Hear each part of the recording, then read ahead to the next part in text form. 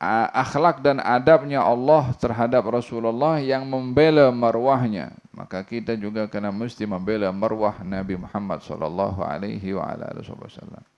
Bila ada orang mentuhmah Rasulullah dengan tuhmahan-tuhmahan yang tak betul, kita kena wajib untuk membela. Faham dong? Ini orang-orang yang tuduh kepada Rasulullah sebagai sesat, sebagai tak betul. Kan Allah berkuasa untuk turunkan azab terus macam itu. Kan boleh.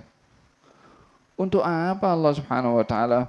Ma dhalla sahibukum. Sahibukum. Diberitahu. Sahibukum. Teman kamu. Ini orang yang apa namanya? Yang buat hal, yang buat kerenan. Ini orang-orang jahat, kafir, musyrik.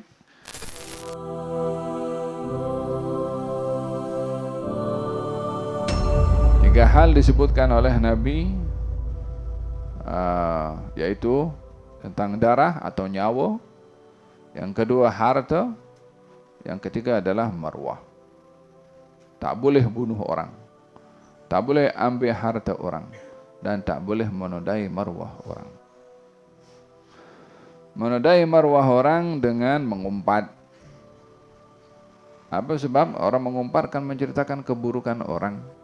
Kalau menceritakan keburukan berarti mengaibkan orang. Itu bahagian daripada menodai marwah. Zina, liwat, qadhaf,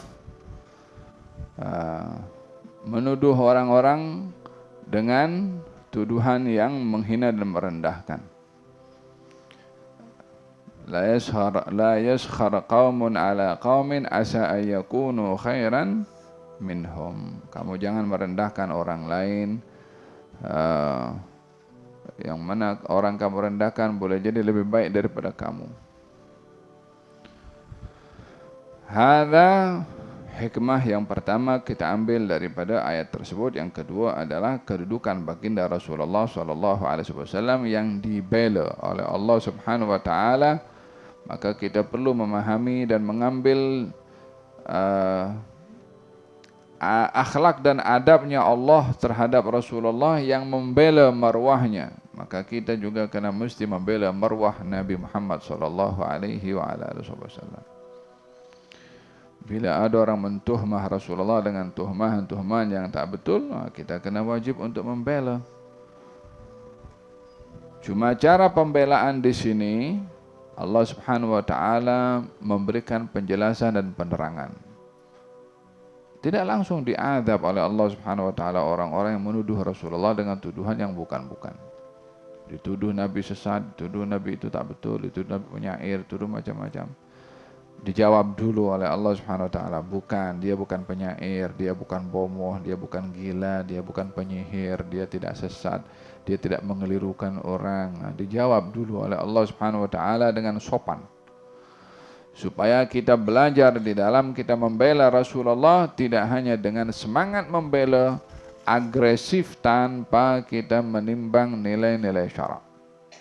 Ada orang maki Rasulullah SAW, oh kita bantai dia, bantai itu tunggu dulu. Mungkin dia tak reti, mungkin dia tak paham, mungkin dia salah informasi. Faham tuh? Orang bakar Quran, macam kiamat berlaku. Jom kita bantai semua orang ini. Tunggu dulu. Mungkin dia terkena provok dengan orang lain. Mungkin dia baca entah apa, otaknya kena something wrong dekat dia punya wayar itu. Tidak semua tindakan itu dia agresif tanpa kita menimbang dulu. Faham dong? Kalau ada orang caci Rasulullah sallallahu alaihi wasallam di zamannya Rasulullah, sallallahu alaihi wasallam, Abdullah bin Ubay bin Salul, ini Muhammad dan teman-temannya ini macam orang yang terkena kata pepatah sambil kalbak yakulak, kasih gemuk engkau punya anjing, dia makan engkau sendiri.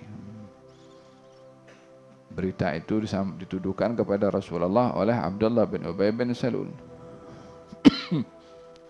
Sampai berita kepada Rasulullah SAW. Di samping Rasulullah ada Sayyidina Umar. Ya Rasulullah, izinkan saya penggal kepala orang ini. Atau kata Sayyidina Umar, ya Rasulullah, perintahkan si fulan supaya penggal kepala dia. Semangat Sayyidina Umar. Cuma Nabi tidak benarkan. Paham tuh? Datang anaknya. Kata, ya Rasulullah, saya mendengar kalau engkau akan perintahkan seorang untuk bunuh ayah saya. Kalau betul, biar saya yang buat. Anaknya Abdullah bin Ubay orang beriman, istiqamah dalam imannya. Bapaknya munafik. Katanya Rasulullah, kalau betul, biar aku yang buat. Karena orang-orang ini semua tahu kalau aku adalah orang yang paling berbakti kepada orang tuaku, kepada ayahku. Kalau orang lain bunuh kepada ayahku dan aku tak sabar tengok kepada dia, nanti aku bunuh kepada dia. Dengan begitu aku bunuh orang yang beriman karena orang tidak beriman. Baik aku saja yang buat. Kata Nabi, tidak, aku tak suruh sesiapa untuk bunuh sesiapa. Maka legalah anaknya, dia pergi. Di samping Nabi ada Sayyidina Umar. Umar, tengok macam mana. Kan awalnya yang cadangkan untuk bunuh kan Sayyidina Umar. Bunuh dia. Kalau orang lain bunuh, akhirnya orang yang membunuh kepada bapaknya Abdullah bin Ubay akan dibunuh oleh anaknya. Kata Sayyidina Umar, memanglah keputusan Rasulullah adalah keputusan yang betul. Semangat dan agresif mestilah ada dasarnya dalam syarak. Ingin membela Allah, membela Quran, membela Rasulullah, mestilah sesuai dengan cara yang sesuai dengan cara dan adab yang diajarkan oleh Rasulullah SAW. Datang Zaid bin Sa'nah mengatakan kepada Rasulullah, innaka lamutlun. Hai Muhammad, kamu ini kalau adalah orang yang kalau berhutang mesti menunda-nunda bayar hutang. Tak pernah tepat masa engkau bayar hutang. Kata Zaid bin Sa'nah, di samping Nabi ada Sayyidina Umar. Marah lagi Sayyidina Umar. Ya Rasulullah, izinkan aku penggal kepala orang ini. Dia geram dengan orang itu. Gairahnya ingin membela Rasulullah. Kata baginda Rasulullah mengatakan kepada Sayyidina Umar, ya Umar, yang saya perlukan bukan begitu. Bukan nak penggal kepala orang, nak potong lidah orang. Yang saya perlukan daripada kamu ingatkan saya supaya saya bayar hutang lebih awal. Atau kamu ingatkan kepada dia, kalau nak tuntut hutang, tuntut dengan elok-elok, tak payah maki-maki. Husnul bayan. Silahkan punya semangat, silahkan punya gairah untuk membela, tapi biar betul mengikut syarak. Apa kurangnya gairah untuk membela Rasulullah lebih daripada Sayyidina Umar bin Khattab? Ya gairahnya tinggi, tapi ditegur oleh Nabi. Beberapa kali diingatkan oleh Nabi SAW dalam tindakan itu supaya motifnya betul, tindakannya betul, tujuannya betul. Barulah kita akan menepati al-haq dalam kita punya tindakan. Faham dong? Ini orang-orang yang tuduh kepada Rasulullah sebagai sesat, sebagai tak betul. Kan Allah berkuasa untuk turunkan azab terus macam itu, kan boleh. Untuk apa Allah Subhanahu wa taala ma dhalla sahibukum, diberitahu sahibukum, teman kamu. Ini orang yang buat hal, yang buat kerena nih, orang-orang jahat, kafir, musyrik. Tuduh Nabi sesat, tuduh Nabi tak betul, tuduh Nabi mengelirukan. Mereka tak beriman kepada Allah Subhanahu wa taala. Ini kan Tuhan, dia boleh berkuasa ambil saja nyawanya, campakkan dalam neraka, kan settle. Tapi tak buat macam tu. Ma dhalla, tidak sesat dia seperti kamu tuduh.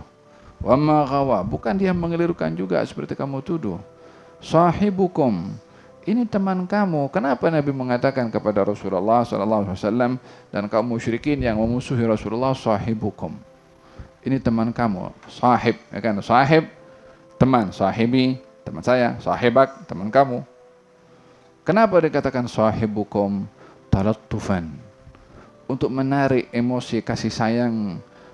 Ini kan orang yang lahir di tempat kamu.